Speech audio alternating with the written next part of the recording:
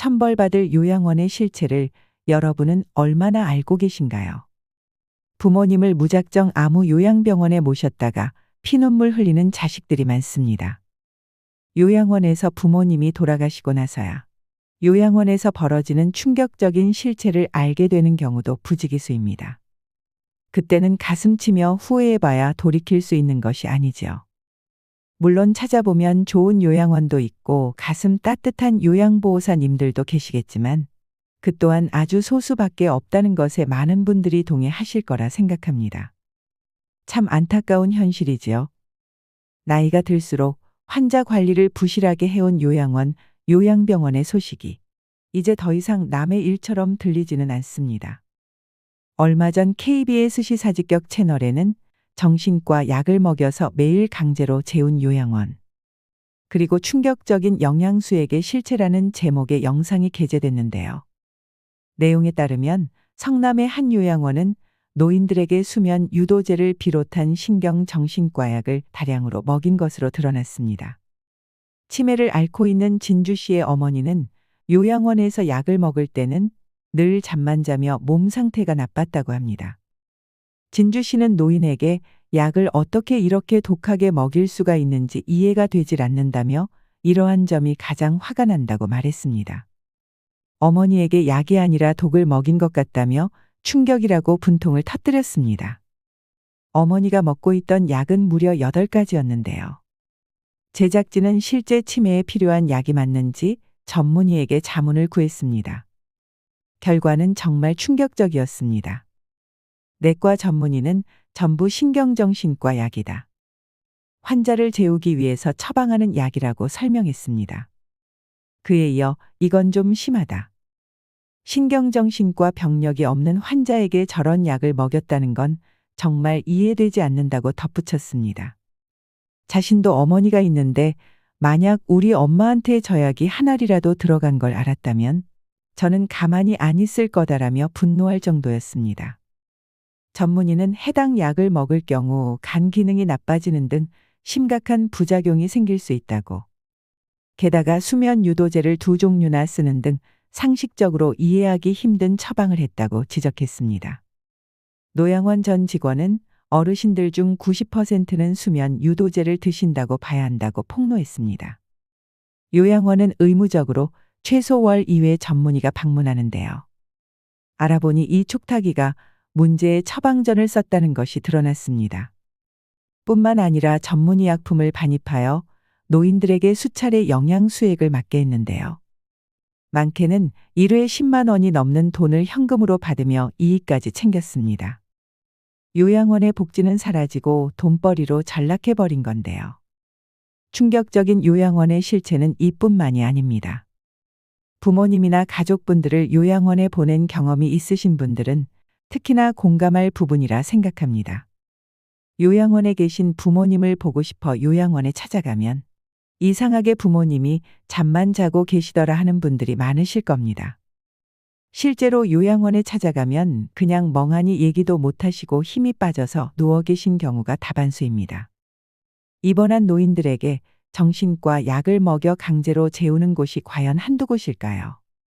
실제로 요양원에서 먹던 약을 끊고 의사와 상담을 통해 처방전에서 뺄 약을 다 뺐더니 약을 줄인 것만으로도 어머니가 우리 아버지가 진짜 눈에 띄게 많이 좋아지셨다고 하는 경우가 많았습니다. 자식들이 모르면 그냥 당하는 겁니다. 오늘은 요양원의 실제 경험담을 전해드리겠습니다. 이런 일들이 많이 알려지고 공론화되어서 이런 일이 다시는 벌어지지 않았으면 좋겠습니다. 부모님을 요양원에 보낸 어느 자녀의 사연입니다. 저의 어머니는 작년 12월에 치매 판정을 받고 김포에 있는 어느 재활요양원에 입소하였습니다. 비록 경도의 치매이지만 보호해줄 사람이 아들인 저 하나밖에 없었으므로 집에서 혼자 계속 케어해드리기에는 힘든 상황이었습니다. 저는 일 때문에 하루 종일 밖에 나가 있었기 때문에 어머니는 끼니도 제때 못 챙겨 드시고 약도 물론 못 챙겨 드셨습니다. 전화로 챙겨 드시라고 몇 끼마다 전화해도 쉽지 않았습니다. 시간이 갈수록 어머니 증상이 더욱 안 좋아지는 게 보였고 저 혼자 감당하기에는 너무도 힘든 상황이었습니다. 주야간 보호센터를 이틀 정도 나갔는데 어머니가 집에 혼자 계시는 시간이 너무 길다 보니 아무래도 장기요양 등급이 나오기 전이라도 요양원에 가셔야 할 것 같다고 말했습니다. 이리저리 수소문한 끝에 주야간 보호센터에서 일하고 계시던 어떤 분이 자신이 잘 아는 요양원이 있다고 하며 다른 어떤 분을 소개해 주셨습니다. 그분은 저에게 연락을 주었고 저는 그분께 재활 요양원을 소개받았습니다. 어머니는 작년에 어깨 염증 수술도 한 상태인지라 저는 그 부분도 치매와 함께 많이 걱정되는 부분이었습니다. 소개해 주는 분은 통화로 그곳이 재활요양원이라는 것을 강조하며 어머니의 어깨를 더욱 잘 돌보아 줄 거라며 저를 설득하고 또 설득했습니다. 정말 믿고 맡기셔도 된다며 적극적으로 저를 설득했습니다. 저는 많이 망설였습니다. 당장 3일 후에 장기요양 등급 심사 담당자가 저희 집에 오시기로 했고 은평구에 사는 저희에게 김포는 먼 곳이었기 때문이었습니다. 그러나 소개하시는 분은 계속해서 저를 설득하고 권유하였습니다. 저는 알지도 못하는 나에게 왜 이런 친절을 베푸나 하며 오직 감사하게 생각하였습니다. 그 사람이 알선 책임자인지는 꿈에도 몰랐습니다. 한참 후에야 알게 되었습니다. 요양원이 하루에 5만 원인데 자신이 원장과 잘 아는 사이라 잘 부탁해서 4만 원에 해주겠다. 어머니 어깨는 그곳을 가야 제대로 케어를 받는다. 절대 후회하지 않으실 거다 등등. 망설이는 저를 정말 적극적으로 설득했습니다. 저는 이름 자체가 재활요양원이고 원장이 정형외과 의사라는 말에 더욱 마음이 기울게 되었습니다. 수술 후에 어깨를 이제 막 회복하고 있는 어머니였기에 어쩌면 그곳이 어머니에게 더 좋은 곳이겠다 생각하게 되었습니다. 하지만 재활요양원 원장이 정형외과 의사가 아니고 원장 남편분이 정형외과 의사일 뿐이었습니다. 이 사실도 나중에 알게 되었습니다. 요양원 원장도 전화가 와서 저를 설득했습니다. 저는 어머니의 증상과 제 고충을 설명했지요. 제가 3일 후에 집에서 장기요양 등급 심사가 있다고 하자. 그럼 우선 내일 입소하고 3일 후에 자신들이 어머니를 심사받을 수 있도록 집으로 모셔드릴 테니 입소부터 하라는 것이었습니다. 그때 저도 혼자 어머니를 케어하느라 지치고 지친 상태였습니다. 그런 상황에서 옆에서 저렇게 적극적으로 권유를 하니 그들의 말처럼 당장 내일 입소의 마음이 기울게 되었습니다. 어머니의 어깨도 잘 돌보아 줄 거고 재활기구나 프로그램 등이 잘 되어 있다라고 하며 장기요양 등급 심사도 차질 없이 받을 수 있게 해준다고 하니 말이죠. 오랜 설득 끝에 그들의 권유에 넘어갈 수밖에 없었습니다. 그 검은 속내를 감춘 설득과 권유에 아무것도 모르고 넘어간 제가 너무 원망스럽고 한이 됩니다. 그날 바로 오라고 해서 요양원에 가서 여러 설명을 듣고 계약서를 작성했습니다. 어디나 그렇듯이 그날은 한없이 친절했고 어머니는 걱정 말라며 저를 안심시켰습니다. 다음 날 다행히 어머니는 큰 거부감이 없으셨고 많은 대화 끝에 인사도 하며 요양원에 차를 타고 가셨습니다. 그런데 그 다음 날 요양원에서 어머니가 한바탕 소동을 벌였다고 들었습니다. 창문으로 뛰어내리려는 신용도 했다고 들었습니다. 그래서 요양원 측에서 병원에 데리고 가서 좀 더 센 약으로 처방했다고 전달받았습니다. 그런데 시간이 지날수록 어머니의 관리 등에 있어서 너무 소홀하다 싶은 행동이 많이 발견되었습니다. 최소한의 관리도 이루어지지 않고 방임하는 듯한 모습이 많이 보이기 시작했습니다. 그곳에서는 어머니의 폰 반입을 금지하였습니다. 그런데 가끔 어머니는 다른 분의 폰을 이용해서 저에게 전화나 문자를 했습니다. 그런데 갈수록 어머니는 어깨 통증을 심하게 표현하기 시작했습니다. 시일이 지날수록 극심한 통증을 호소하며 저에게 그곳을 나가게 해줄 것을 호소했습니다. 처음에는 어머니가 아직 적응을 못해서라고 생각했습니다. 하지만 그 고통의 호소가 갈수록 짙어졌습니다. 그래서 실장에게 몇 번 전화를 했지만 돌아오는 답이라고는 어머니는 통증을 호소한 적이 없다라는 말뿐이었습니다. 아프다고 하면 살펴볼게요, 병원에 데려갈게요 말만 하며 자기들은 어머니에게 생전 아프다는 말을 들은 적이 없다라는 것이었습니다. 저는 긴가민가 했습니다. 일단 심하진 않더라도 어머니가 어깨가 안 아플 리가 없습니다. 그리고 그곳에 간 큰 이유도 어머니의 어깨 회복을 위한 것이 있는데 왜 시간이 지날수록 더욱 통증이 심해지는지도 이해가 가지 않습니다. 누구 말을 믿어야 하나 싶었습니다. 하지만 어머니는 통화할 때마다 눈물을 흘리면서 너무 아프다고 호소를 했습니다. 그 호소는 제 가슴을 너무 아프게 했고요. 입소 초반에 어깨 염증 수술을 했으니 뜨거운 찜질을 하지 말아달라고 했고 그들은 제 앞에서 알겠다면서 기록을 했습니다. 하지만 알고 보니 어머니는 매일 뜨거운 찜질을 하고 있었습니다. 이것도 나중에 알게 된 사실입니다. 어머니는 어깨 염증 수술을 했기에 뜨거운 찜질을 하면 통증이 더욱 발생할 수 있습니다. 그리고 어머니께서 가져간 당뇨약과 어깨약이 떨어졌는데도 저에게 아무런 연락도 하지 않았고 그렇다고 병원에 가서 약을 처방받은 것도 아니고 그대로 방치했습니다. 아주 기본적인 관리조차 이루어지지 않았고 방임한다는 것이 점점 드러났습니다. 어머니는 자신이 아무리 아프다고 해도 직원들이 진통제만 던져주며 이곳은 그런 거 치료해 주는 데가 아니다라는 말만 반복했다고 합니다. 너무도 차갑게 말하고 가끔은 자신에게 소리도 지른다면서 제발 좀 이곳에서 자신을 빼달라고 호소했습니다. 다른 환자의 폰으로 장문의 문자도 보내고 전화로 괴로움을 토해냈습니다. 어머니의 호소는 갈수록 심해지고 전화하면 실장은 아무 이상 없다고만 하고 원장한테 전화하면 받자마자 통화할 생각도 안 하고 실장을 바꿔주고 그곳에선 더 이상 어떠한 기대도 할 수 없다 생각해서 요양원 이동을 결심했습니다. 어머니에게서 그런 괴로움을 토로하는 문자를 받고 통화를 지속적으로 하게 되면 자식으로서 어떤 심정인지 모두들 이해하실 겁니다. 정말 가슴을 후벼 파고 며칠 동안 일도 손에 안 잡힙니다.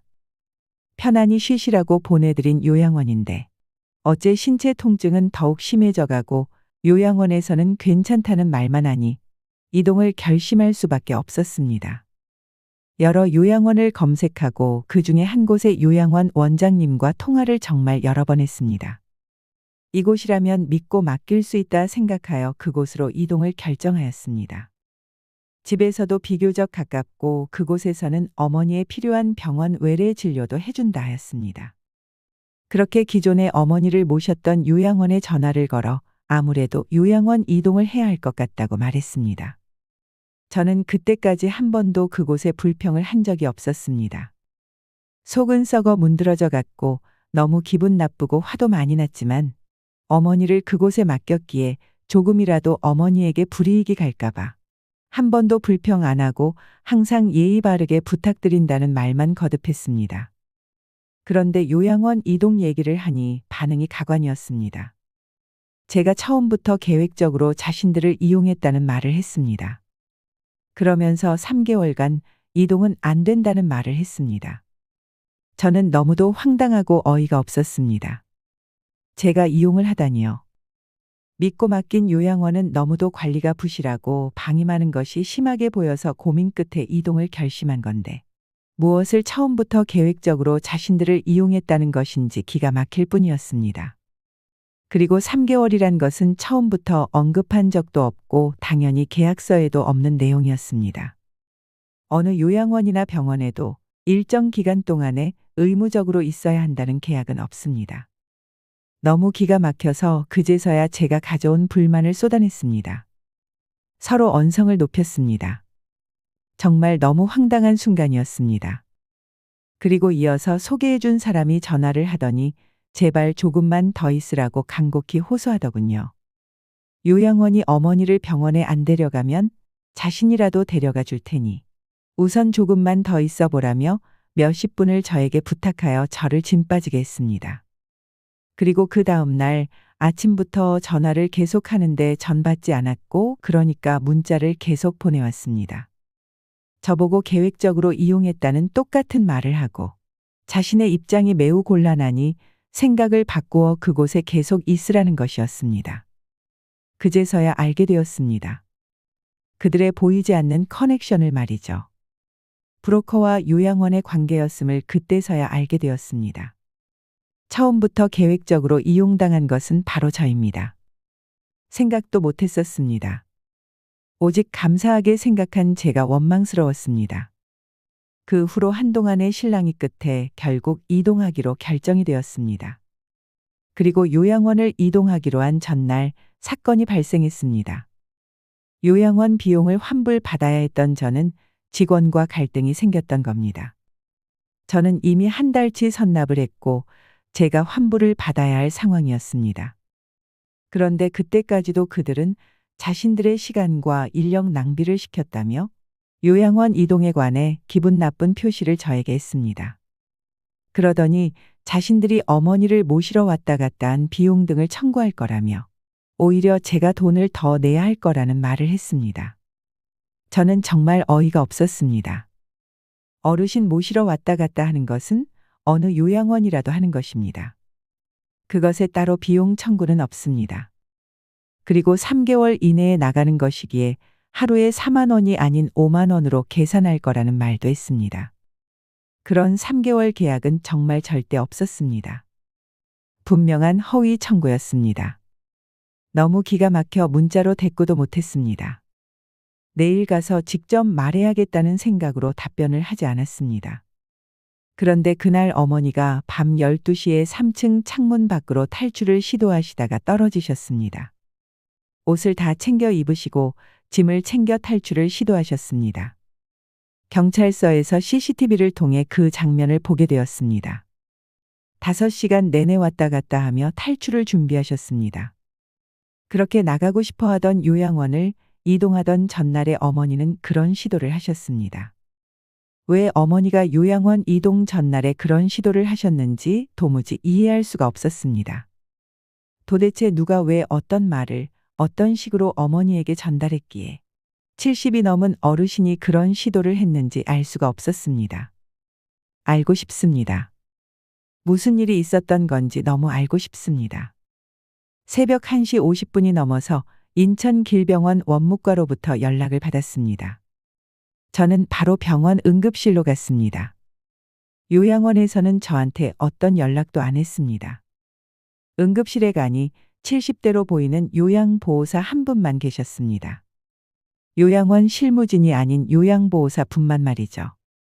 어머니에 대해 물어보니 어머니는 어깨 통증을 매일 호소하였고 늘 진통제만 받고 뜨거운 찜질만 받았다고 합니다. 어머니의 말이 사실이었습니다. 저에게 가끔 호소하셨던 내용처럼 어머니는 요양원에도 당신의 고통을 매일같이 호소하셨지만 나아지는 것 하나 없이 그저 진통제만 매일 받아 드셨던 것입니다. 하지만 실장은 어머니가 생전 아프단 얘기를 안 한단 말만 되풀이했었습니다. 어머니는 한 달 20일 동안 그곳에 계시면서 저에게 간절히 퇴소를 호소하셨고 사고 날에도 다다음 날이면 그곳을 벗어나는 것을 아셨습니다. 좋아하셨을 겁니다. 당신이 그토록 바라던 요양원을 나가는 날이었으니 말이죠. 그런데 그 새벽에 그런 말도 안 되는 일이 벌어졌습니다. 73세이십니다. 70평생을 고생만 하시면서 살아온 분이십니다. 편하게 사신 분이 아닙니다. 온갖 세상 풍파를 겪으며 지금껏 굳건히 버티며 살아오신 분이 그곳에서 그토록 힘들었어도 버티던 분이 다른 요양원으로 이동하기 전날 3층에서 떨어지셨습니다. 병원의 지시를 따르고 면담을 하고 있던 와중에 요양원 직원이 보호소에 전화를 했고 저를 바꿔주었습니다. 요양원 복지사의 첫 마디는 괜찮죠였습니다. 저는 많이 안 좋으세요라고 대답했습니다. 그러자 이어지는 말이 어머니 여기 오고 이튿날 소동 피운 것 아시죠 하는 겁니다. 저는 너무도 놀라고 어이가 없었습니다. 너무도 당황스러워서 그 말을 지금 상황에서 왜 하냐고 했습니다. 저희도 힘들었으니 저희도 힘들었다는 거 얘기하는 거예요. 이것은 사실입니다. 한치의 거짓이 없는 사실입니다라고 뻔뻔하게 말하는데 기가 차서 눈물도 나오지 않았습니다. 이것이 그 상황에서 사람이 할 말인가요? 사람들 돌보는 일을 하는 사람이 할 말인가요? 그 상황에서 그런 말을 하는 자들이 어르신을 보살피는 요양원의 직원이라니요. 자기들 책임 면피를 하기 위해서 어떻게 그 위급한 상황에서 그런 말을 하는지 사람이 할 짓이 아니라 생각합니다. 악마처럼 느껴졌습니다. 사람이 위독한 상황에 책임 면피를 위해 처음부터 그런 말을 하다니요. 지금도 그 인간 같지 않은 말이 환청처럼 제 귓가에 들립니다. 사고 후 요양원 원장과 관리실장은 어떤 연락도 하지 않았습니다. 어느 누구에게도 죄송하다는 소리도 듣지 못했습니다. 응급실에 온 연로한 요양보호사 말고는 어떤 누구에게도 사고의 상황을 전혀 듣지 못했습니다. 그들은 그저 말을 맞추고 자신들 책임을 회피하기 위한 대책만 세우고 있었겠죠. 사고 후에 어머니의 짐들을 보내달라고 했습니다. 보내온 어머니의 짐들 속에서 꼬깃꼬깃 접혀진 종이를 발견했습니다.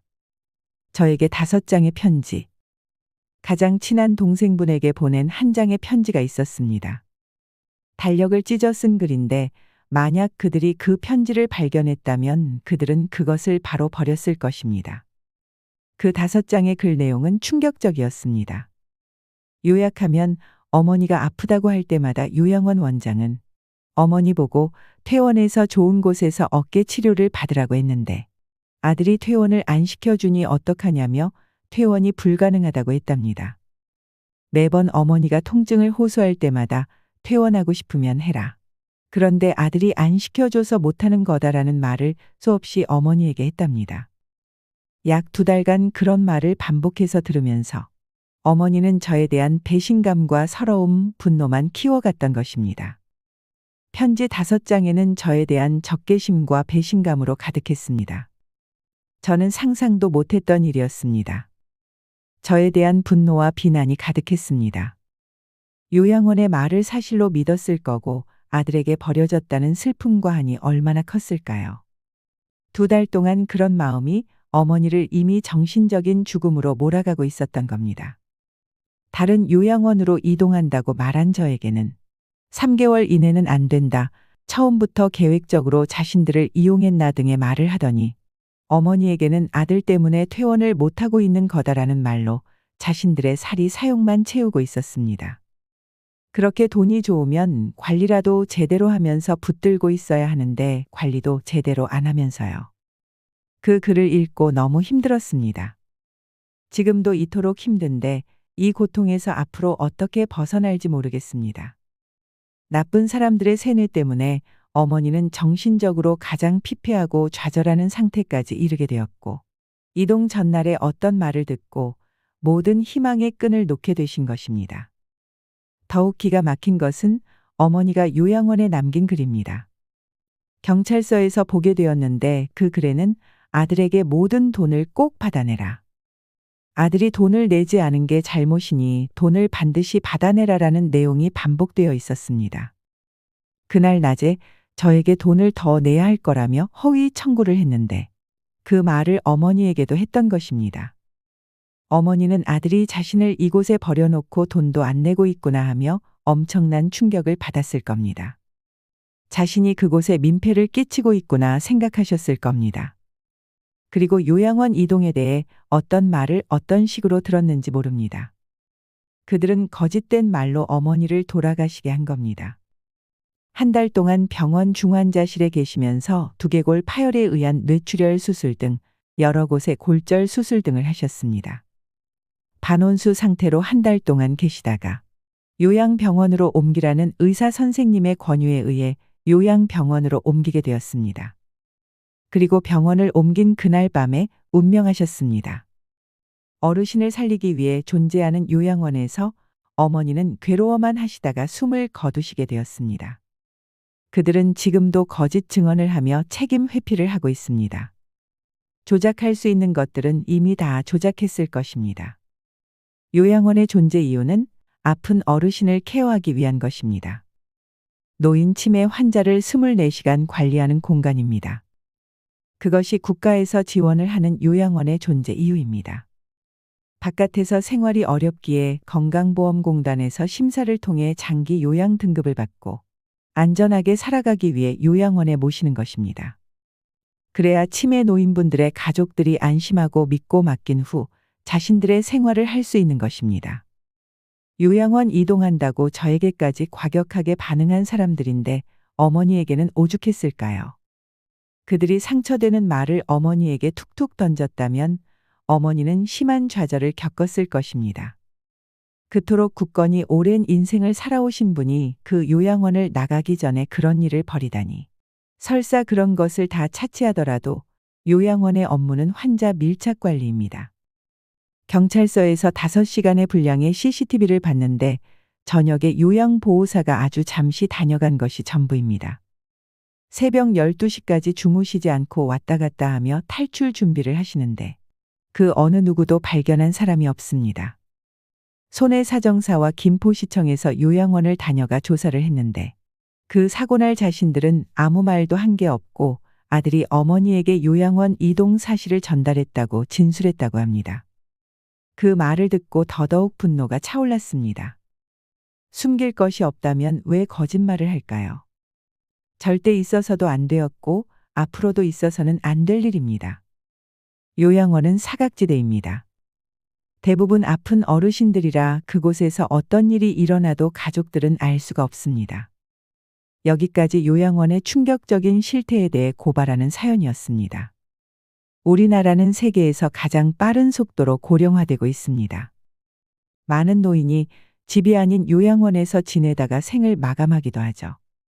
사회가 지정한 돌봄 전문가인 요양보호사가 가족을 대신해 노인을 돌보는데 중요한 역할을 해주어야 하지만 현실은 그렇지 않습니다. 심심하면 터지는 요양원의 추악한 행동들과 사회적 약자가 된 노인들의 학대 등 듣기만 해도 두렵고 화가 나는 행동들이 뉴스나 신문 등의 매체를 통해 자주 밝혀지죠. 보통의 요양원, 요양병원은 생각보다 열악하다는 사실을 아셔야 됩니다. 대학병원이나 종합병원처럼 모든 게 풍족하지 않습니다. 요양원, 요양병원에 입원하시는 분이나 보호자분들은 이것을 꼭 인지하셔야 합니다. 환자에 대해 정말 잘 모르고 대충 일하는 사람들도 많습니다. 1년이 지나도록 환자 상태를 제대로 알지 못하는 직원들을 볼 때면 어떻게 저럴 수 있지라는 생각이 들 만큼 한심스러운 광경이라는 생각이 듭니다. 의외로 정말 많습니다. 헌신적인 분도 있지만 소수에 지나지 않습니다. 동생이 요양병원의 치료사로 근무해서 매번 요양병원 실태를 적나라하게 됐는데 6개월 동안은 병실 갈 때마다 어르신들의 처참한 모습에 눈물이 나서 너무 힘들었다고 합니다. 멀쩡하게 들어왔던 분들도 한두 달 지나면 시름시름 기력이 없어지고 그러다 어느 날 올라가 보면 침상이 치워진 모습을 목격했다고 합니다.